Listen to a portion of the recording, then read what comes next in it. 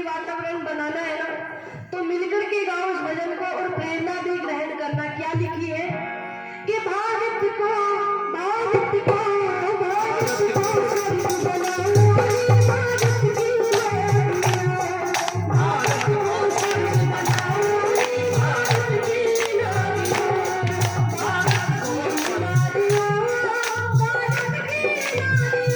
नारियों, भारत की नारियों, भारत की नारियों, भारत की नारियों,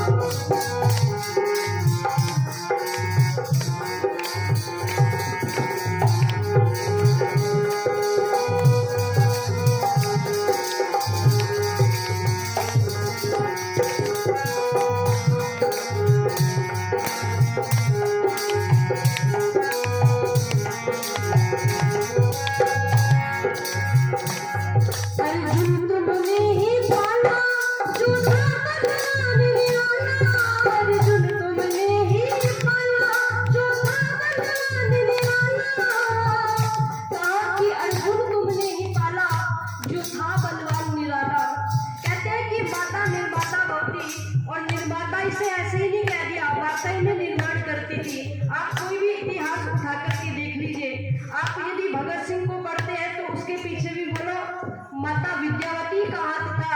और आप एक घटना मुझे याद आती है।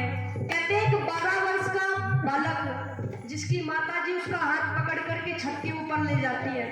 उस समय मुगल शासन था इस भारत देश में, और 12 वर्ष के बालक को जब छत पर लेकर के जाती है तो कहती है कि बेटे ये जो तू सामने किला देख रहा है, तू जानता है ये कौन सा किला है?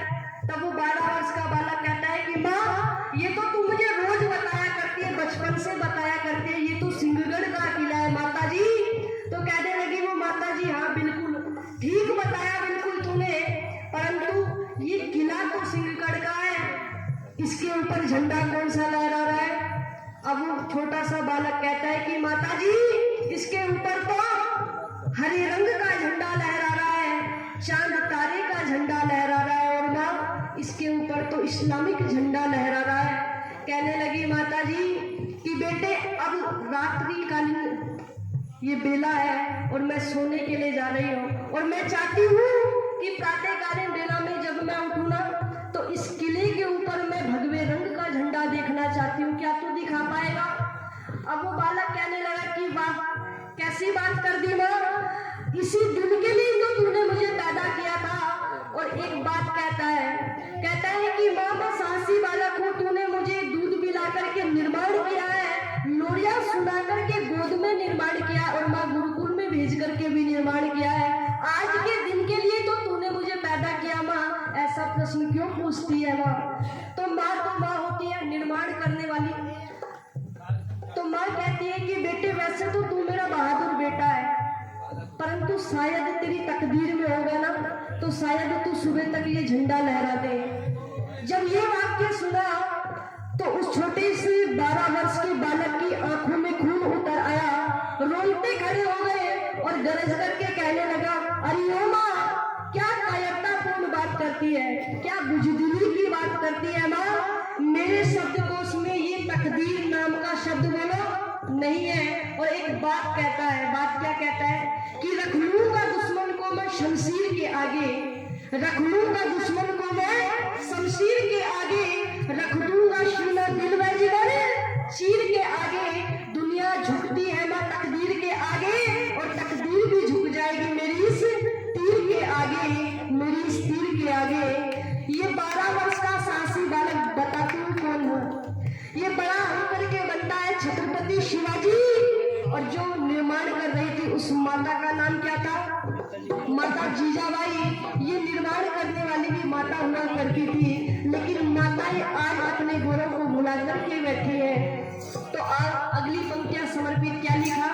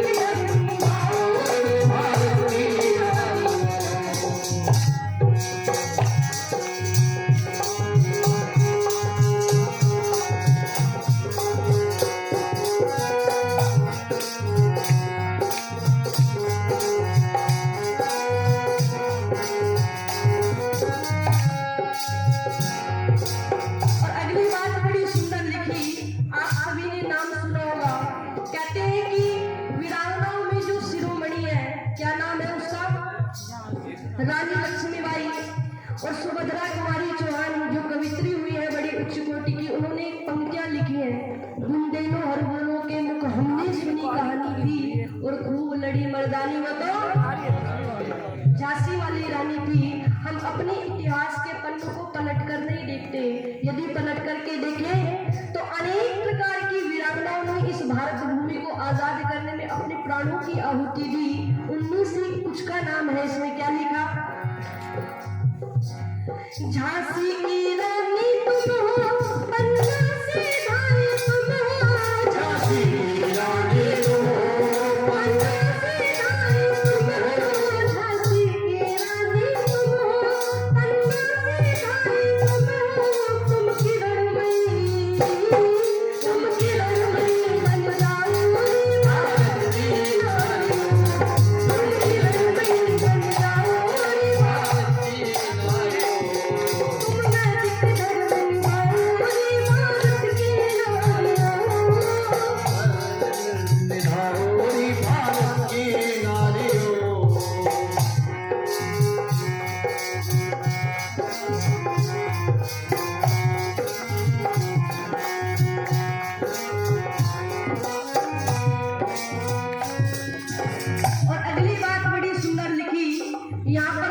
जितनी विराजमान है ना, अधिकांशतः गृहस्थ आश्रम है।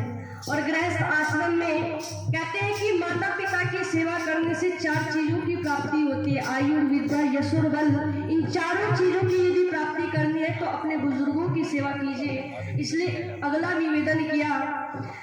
बहुत से व्यक्ति सोचते हैं कि यदि हम ससुराल में जाए ना तो एक व्यक्ति नहीं मिलना चाहिए, और वो व्यक्ति कौन है ससुराल में? बोलो, सासू माँ। कहते हैं कि सास उसे कहते हैं जो बहू को सांस नहीं लेने देती। और एक बहन ने तो बड़ी सुंदर बात कही, कहा कि या तो सास चंगी होवे, या तो सास चंगी होवे, वरना फोटो में टंगी होवे। तो बताओ, सास ससुर की सेवा करने से लाभान्वित होंगे या नहीं होंगे? आओ बातों, बड़ी सुंदर बात लिखी क्या? करी सास ससुर की सेवा